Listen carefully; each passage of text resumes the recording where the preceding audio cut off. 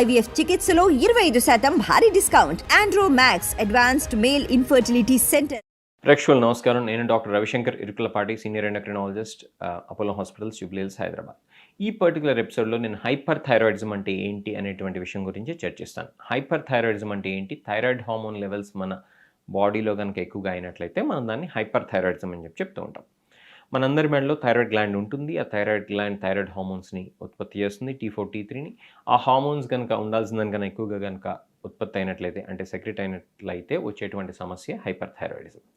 కొన్ని సందర్భాల్లో మనం హైపోథైరాయిడిజంని ట్రీట్ చేసుకుంటాం కోసం అని చెప్పి బయట నుంచి థైరాయిడ్ ట్యాబ్లెట్ ఇచ్చినప్పుడు డోసేజ్ ఎక్కువైతే కూడా ఈ యొక్క హైపర్ థైరాయిడిజం రావచ్చు.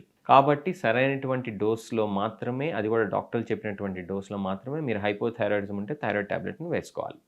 ఇక హైపర్ థైరాయిడిజం కారణాలు కనుక తీసుకున్నట్లయితే కనుక మనకి రకరకాలైనటువంటి కారణాలు ఉన్నాయి. అలానే సిమ్టమ్స్ గురించి కూడా చర్చించుకుందాం. హైపర్ థైరాయిడిజం కారణాలు కనుక చూసుకున్నట్లయితే మనం 3 రకాలుగా ముఖ్యంగా చెప్పుకోవచ్చు. ఒకటి గ్రేవ్స్ డిసీజ్. గ్రేవ్స్ డిసీజ్ అంటే ఆటో ఇమ్యూన్ కారణాల వల్ల వచ్చేటువంటి ఒక ఆటో ఇమ్యూన్ కండిషన్. దీంట్లో ఏంటంటే థైరాయిడ్ గ్లాండ్ థైరాయిడ్ హార్మోన్ని ఎక్కువగా ఉత్పత్తి చేస్తుంది. అలానే ఇంకా మనం వేరే కండిషన్స్ తీసుకున్నట్లయితే కనుక అటోనామస్ థైరాయిడ్ నాడ్యూల్ అని చెప్తుంటాం, లేకపోతే టాక్సిక్ థైరాయిడ్ నాడ్యూల్ అని కూడా దీన్ని చెప్పచ్చు. దీంట్లో ఏమవుతుందంటే మన యొక్క థైరాయిడ్ గ్లాండ్లో ఒక పర్టికులర్ ఏరియా నాడ్యూల్ కింద ఫామ్ అయ్యి ఆ ఏరియా నుంచి థైరాయిడ్ హార్మోన్ ఎక్కువగా రిలీజ్ అవుతూ ఉంటుంది.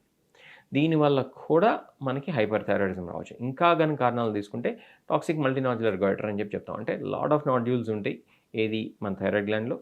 వీటిలో కొన్ని మనకి ఎక్సెస్ థైరాయిడ్ హార్మోన్ని రిలీజ్ చేస్తూ ఉంటాయి. వీటిని మనం ఎలా డిఫరెన్షియేట్ చేయొచ్చు అని అనేది కూడా తర్వాత చెప్పుకుందాం. ఇంకా మనం వేరే కారణాలు కనుక తీసుకున్నట్లయితే కొన్నిసార్లు మనం వాడేటువంటి మందుల వల్ల కూడా ఈ యొక్క హైపర్ థైరాయిడిజం అనేది చూస్తూ ఉంటాం. అంటే కొన్ని రకాలైనటువంటి మందులు, ఉదాహరణకి అమియోడరోన్ లాంటి మందులు వాడేటువంటి వాళ్ళలో కూడా ఈ యొక్క హైపర్ థైరాయిడిజం అనేది రావచ్చు. కాబట్టి కారణం ఏదైనా సరే హైపర్ థైరాయిడిజం మాత్రం మనం సకాలంలో గుర్తించాలి, సరిగ్గా ట్రీట్మెంట్ ఇచ్చుకోవాలి. మనం ఎలా గుర్తిస్తాం దీన్ని అని కనుక చూసినట్లయితే మనం దానికి సంబంధించినటువంటి లక్షణాలను తెలుసుకోవాలి. లక్షణాలు ఏంటి? ఈ యొక్క హైపర్ థైరాయిడిజం వచ్చేటువంటి వాళ్ళలో ట్రెమర్ ఉంటుంది, అంటే ఇలా వణుకుతూ ఉంటారు. యాంగ్జైటీ ఉంటుంది, బాగా టెన్షన్ పడిపోతూ ఉంటారు. అట్లానే వీళ్ళకి ఎక్కువ స్వెట్టింగ్ ఉంటుంది, అంటే బాగా చెమటలు ఎక్కువ గారిపోతూ ఉంటాయి. వీళ్ళకి ఇంకొక ఇదేంటంటే పాల్పిటేషన్స్, అంటే గుండె దడగా ఉంటాం. Tremor, palpitations, anxiety, excessive sweating, heat intolerance అంటే ఏంటి? నార్మల్ టెంపరేచర్ ఉన్నా కూడా రూమ్లో వీళ్ళకి అది వేడిగా అనిపిస్తూ ఉంటుంది, హాట్గా అనిపిస్తూ ఉంటుంది. దాన్ని హీట్ ఇంటాలరెన్స్ అని చెప్తూ ఉంటాం. సో ఇట్లాంటి సిమ్టమ్స్ ఉండొచ్చు. అందరిలో అన్నీ ఉండాలని లేదు. కొంతమందిలో కొన్ని ఉంటాయి, కొంతమందిలో కొన్ని ఉండవు. వెయిట్ లాస్ కూడా ఎక్కువగా చూస్తూ ఉంటాం, ఎందుకంటే మెటబాలిజం ఎక్కువగా ఉంటుంది కాబట్టి, ఫాస్ట్గా ఉంటుంది కాబట్టి. ఇంకా మనం దీనికి సంబంధించినటువంటి క్లినికల్ ఫీచర్స్ చూసినట్లయితే కొంతమంది గాయిటర్ ఉంటుంది, అంటే థైరాయిడ్ గ్లాండ్ ఉబ్బెత్తుగా బయటకు వచ్చి ఉంటుంది. ఇంకొంతమందికి కళ్ళు కూడా బయటకు వచ్చి ఉంటాయి. ఏది? ఈ యొక్క హైపర్ థైరాయిడిజం కనుక గ్రేవ్స్ డిసీజ్ వల్ల కనుక ఉన్నట్లయితే కనుక. ఇట్లా రకరకాలైనటువంటి సిమ్టమ్స్, సైన్స్ ఉండొచ్చు. ఆడవాళ్ళలో అయితే కనుక మెన్స్ట్రువల్ ఇర్రెగ్యులారిటీస్ ఉంటాయి, ఆలిగోమెనోరియా అని చెప్తాం, అంటే పీరియడ్స్ సరిగ్గా రావన్నమాట. ఇట్లాంటి లక్షణాలన్నీ కనుక ఉన్నట్లయితే మనం ఈ వ్యక్తికి హైపర్ థైరాయిడిజం ఉందా అని చెప్పి తెలుసుకోవాలి. ఇంకొక ముఖ్యమైనటువంటి విషయం ఏంటంటే చాలామంది హైపోథైరాయిడిజంకి హైపర్ థైరాయిడిజంకి కన్ఫ్యూజ్ అవుతూ ఉంటారు. హైపో అంటే తక్కువ, హైపర్ అంటే ఎక్కువ. మనం ఇప్పుడు ఈ పర్టికులర్ ఎపిసోడ్లో మాట్లాడుకుంటుంది హైపర్ థైరాయిడిజం గురించి. ఇలా లక్షణాలు కనుక ఉన్నట్లయితే కనుక వాళ్ళు ఏం చేయాలంటే వాళ్ళ డాక్టర్ని సంప్రదించినట్లయితే కనుక దీనికి సంబంధించినటువంటి బ్లడ్ టెస్ట్ చేస్తారు. ఎలాంటి బ్లడ్ టెస్ట్ చేస్తారు? TSH, free T4, free T3 లాంటి బ్లడ్ టెస్ట్ చేస్తారు. దీంతో పాటు కొన్నిసార్లు TSH రిసెప్టర్ యాంటీబాడీస్ అని ఉంటాయి, దీన్ని ట్రాప్ TBI అని కూడా చెప్తూ ఉంటారు, అవి కూడా చేస్తారు.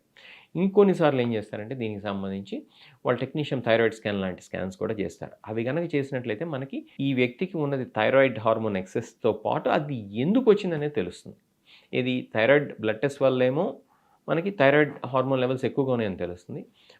ఇంతకుముందు మనం చెప్పుకున్నటువంటి ఈ టెక్నీషియన్ థైరాయిడ్ స్కాన్ వల్ల ఏం తెలుస్తుందంటే ఆ వ్యక్తికి ఎందువల్ల వచ్చిందనేది తెలుస్తుంది. అది గ్రేవ్స్ డిసీజ్ వల్ల వచ్చిందా, టాక్సిక్ నాడ్యూల్ వల్ల వచ్చిందా, మల్టీనాడ్యులర్ గోయిటర్ వల్ల వచ్చిందా, ఆ మల్టీనాడ్యులర్ గోయిటర్లో టాక్సిక్ నాడ్యూల్స్ ఉన్నాయా లేదా అనేది తెలుస్తుంది అనమాట.